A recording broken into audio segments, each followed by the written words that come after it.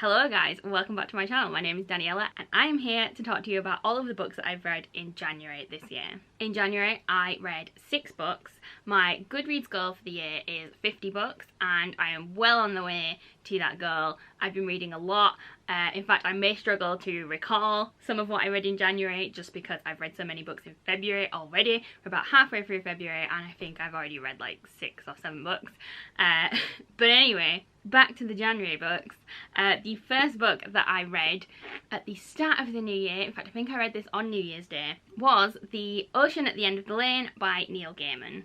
So this book is a fantasy book and my partner read this book before me and he really enjoyed it. He gave it 5 stars, he loved it, he said he thought I was going to like it. He warned me about something that could be a trigger for me, which was there is a part in the book where somebody is choking and I have like this phobia of people choking, other people choking, and so I didn't know if I was going to be able to read it or not, but it was fine. It didn't last very long, I got through it.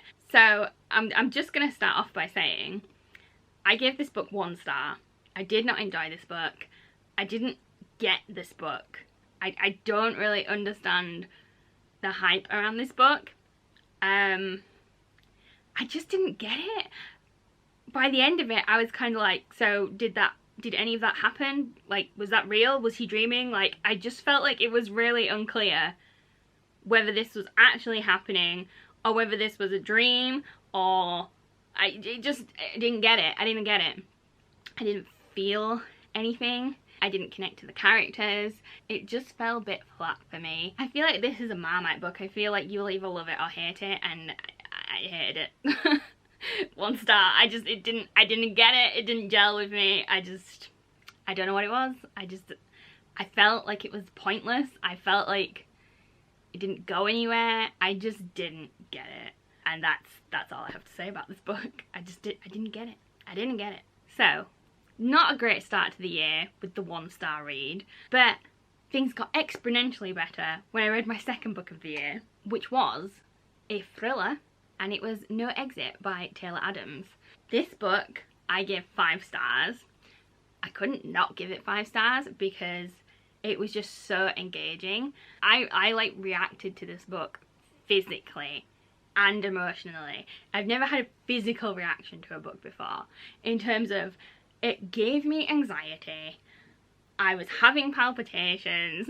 There was a part of the book where I'm reading the book and I'm peeping over my hand because it was so gross. And I am not normally affected by like gross things. I watch a lot of horror films. I like gore. I like gore in films and TV programs. I don't know if it was because it was in my head because I was reading it. I don't know. There was just a very descriptive part in this book that I was like, ugh. And it was like, it made me cringe. Anyway, so this book is about a girl who is on her way home. I think she's been at university in a different state in the US, and she's travelling home because she's found out that her mother has cancer. So she's on her way to the hospital and it's snowing, there's snowstorms everywhere, and she's going uphill in this snowstorm. She's got to pass through like these mountains and stuff to get to where she needs to go, and she ends up stopping at some kind of roadside lodge for travellers because the snow's getting really bad and her car's starting to slip. So she's pulled over hoping that some of the snow will subside, and then while she's there she meets a bunch of people. So basically they're in this place and it's like just a big room. There's some toilets, there's some facilities for like drinks, and that's pretty much it, and there's some seating area. There's a few other people there at this rest stop. There are several cars parked outside and she's kind of trying to tally up which car belongs to who, whatever, how many people are there. And it basically goes through the course of this one night, I think it is, stuck at this rest stop, and she thinks she sees something in a van that is parked at this rest stop. And I'm not going to tell you anything else. I'm not going to tell you whether she did or not, but she thinks she sees something in a van, and it goes from there. And I'm telling you now, I think it's about 10% into the book that she thinks she sees something in this van. The second that happened, I was absolutely gripped. I was like, what the hell? Are you being serious? It was so gripping from that point, because the thing that she thinks she sees, you're kind of like, what would I do? Oh my god. It is extreme. Shit goes down. The whole book is, she thinks she sees something in this van, she's stuck at this rest stop with these people, potentially dangerous people, if what she thinks she sees is real. Yeah? And it's so good. It's so good. There is moments when my heart was absolutely racing. I felt fear. I felt terror. This book scared me, and I've never had that from a book before. It was exhilarating. It was a ride. It was a ride. I highly recommend this book. This is an excellent thriller book. I loved it. It was really enjoyable, and I read it really quickly. I couldn't put it down, and I highly recommend, if you want a fast-paced, exciting thriller, read No Exit. Next up, back down to the lighter end of the scale. It's an adult fantasy, but it's very whimsical, and I don't know, it kind of has that feeling of going back to your childhood. There's just something about it. And the book is The House in the Cerulean Sea by T.J. Klune. So I actually rated this 4 stars on Goodreads, but I think about this book so often that I feel like I should bump that up to 5 stars. I enjoyed this book so much, and I was very aware that it was very hyped. It had a lot of good reviews. It was very popular, and so for that reason I was kind of on the back foot, thinking maybe it's not going to be that good. Like, I didn't have high hopes for it. I was like, there's no way that this book can be as good as everyone makes it out to be. I was wrong. It is so heartwarming and so lovable, and I love the characters. So the main character is called Linus Baker, and Linus Baker is my spirit animal. So he's this old man. I suppose you could say a grumpy old man, but it's not that grumpy. Anyway, he like lives alone. He has a cat, and she's a very grumpy cat as well, so they're like perfect for each other. And anyway, he likes to, in his spare time, sit at home listening to music, relaxing, not really doing anything. And he has his sunflowers in his garden. He lives in the city, but he has his sunflowers in his garden, and that's it. That keeps him happy, his music and his sunflowers. And he works for a department in charge of taking care of magical youths. He's kind of like a social worker. His job is to go out to all these orphanages and make sure they're being run appropriately, make sure the children are being taken care of, and that everything's being run to standard and as per the rules and regulations. Now, Arthur is a stickler for the rules and regulations. You must follow the rules. Arthur always follows the rules. And this is where I relate to Arthur in this sense. Like, I've always very much been like that. Follow the rules. And I just love him. I love him. So he gets called upon by the higher-ups, and they want to send him out to this particular orphanage that has been classified. There is not much information available to people about this orphanage because it is classified. And basically this orphanage is out on an island, and it is where they keep the most dangerous of magical youths, and he's being sent there to do his usual checks. They've identified that Arthur would be the perfect candidate because he doesn't get emotionally involved, and they expect him to keep a wall between himself and everyone at the orphanage and do his job properly. So Arthur is selected, and Arthur goes off to this island, and he encounters these magical youths, and he hasn't done his research before he gets there, and there's not much information in the file that he's given.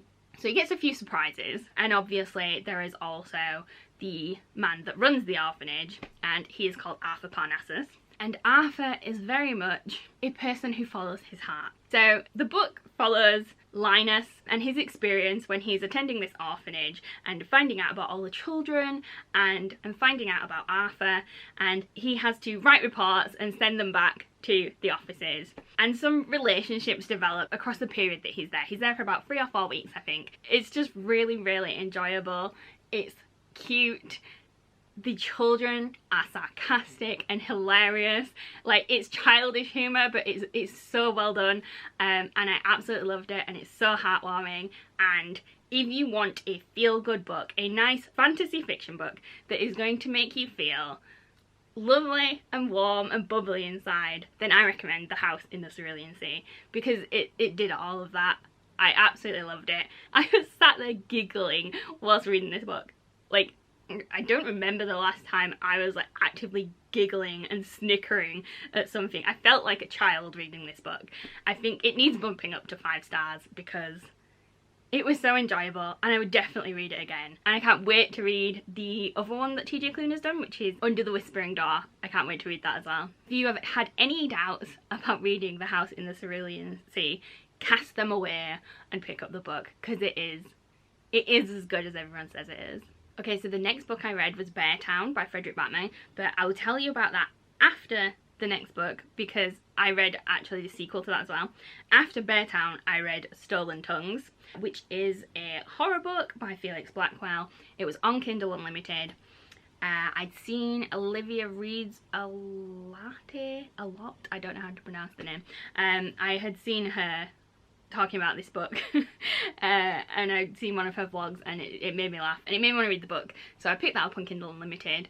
It's a horror book and it follows this couple and they go to a log cabin that is owned by the girl's parents, and they go and stay there for a weekend, and some creepy stuff is happening at this log cabin. And when they leave the log cabin, the things that were happening at the log cabin also start happening when they get home. So like, it follows them, whatever it is, it follows them, and it's just really, really creepy and weird. I actually end up giving it 3 stars because it was super creepy to start with, and then at some point you find out like what it is. So I just felt like the threat level from when you find out what it is doesn't really increase. It just kind of, it's like the threat level is going like this and it gets to here and then it just stays at that threat level. I wanted the threat level to increase. I wanted it to keep going and getting worse and scarier, and I didn't feel like it did.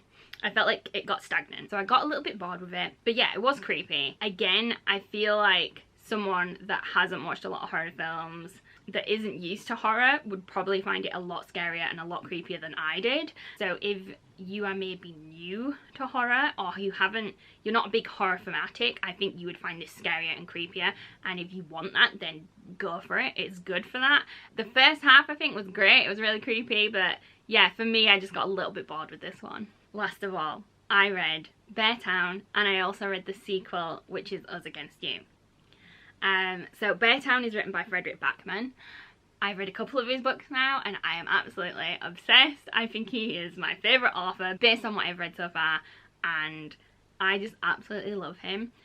Beartown I actually didn't rate very well. I gave it 3 stars, and I think that was just because I had read Anxious People and Every Morning the Way Home Gets Longer and Longer before reading Beartown, and Beartown is a bit different, just the way it's written. It's not, I don't know what order they were written in, but it just didn't have as much of the Frederick Backman-ness in it that I was used to. But I do think I could revise that and push it up after reading the second book, because when I finished Beartown I didn't think that I cared that much about the characters, but by the time I started reading the second book I definitely cared about the characters. I just don't think I realised how good the first book was and how much it had made me care until I started reading the second book. But anyway, the first book, basically this town is called Beartown and they are obsessed with hockey, and they have a hockey team, and they are the Bears of Beartown, and everyone in this town is obsessed with hockey. Something happens at a party, one of the hockey team's parties that they have after one of their games, and this event, it is not a nice event, and there are repercussions for the whole town. So Beartown is very much, the first half of the book is introducing you to all of the characters in the town. There are a lot of characters, there are multiple families to follow, there are adults and children, so you're following the children and the adults, their jobs, how it affects them, how it affects the town overall, the economy of the town, and what happens before, during and after this event, and how it affects the entire town and everyone in it. This book made me angry, this book made me sad, this book made me laugh. Frederick Backman is so good at just like pulling on all of your emotions and making things relatable. Like, you will be able to relate to something in any of Frederick Backman's books. So yes, although I only gave it 3 stars, I highly recommend it. It was a really enjoyable book, it was really good, and definitely read the second book, because the second book was so good. The second book continues on from where the first book leaves off. The first book does do a flash forward as well, so you kind of know a little bit of information from a flash forward from the first book before you go into the second book, which creates these ideas in your head when you're reading the second book, because you are aware of certain things that happen, and it makes you think about, like, well, is this going to happen? Is it going to happen to this person, or is it that person? And the second book is so good. There is an event that happens in the second book, and at the start of the book, the first page of the book, it tells you what is going to happen. It says there is a character and they are going to do something in this location at this time, and then the book is leading up to that event. So it resumes from the end of the last book, leading up to an event that it tells you about at the start of the second book. And honestly, several times I'm thinking, is it now? Is it now? Is it now? Is it her? Is it him? Is it them? It is so good. It just takes you on this roller coaster. And by that point, I loved all the characters. Or hated some of them. Yeah, hated some of them, loved some of them. There's all these feelings, and it was just so good. I really, really enjoyed it. I cried. I think I cried during both the books. I laughed during both the books. The way he writes is so good, because there's like sections where he'll give you a scenario and he'll tell you something has happened, and he'll tell you like one character involved but not the other character involved, and at that point you'll be thinking, oh, well, that character that did that is such a douchebag. And then later on it will be revealed who that character is, and it will tell it from another perspective. And then when it does that, your feelings change. You start laughing because you're like, oh, it's that character. That's funny. And I just love how he can do that. I love how he can use the characters and your knowledge of the characters and situations, and by leaving information out, he can make you feel one way, and then by giving you another nugget of information, he can make you feel completely different. And he's amazing. I just love all of his books. Please read Beartown. Please read Us Against You. Anxious People is my favourite. He's also bringing out a third book in the Beartown series, and that has released in Swedish because he's a Swedish author. It hasn't been translated yet, so I'm now waiting for that to be translated so that I can read it, because I need to know what happens next in this series. And I love it. It was great. I gave Us Against You 5 stars. I think I would definitely bump up Beartown from 3 stars to 4 stars now, and I would read them both again. I really enjoyed them, highly recommend them. And yeah, that's all I have for this video, guys. So if you enjoyed it, please give it a big thumbs up and subscribe to the channel if you haven't already, and I will see you next time.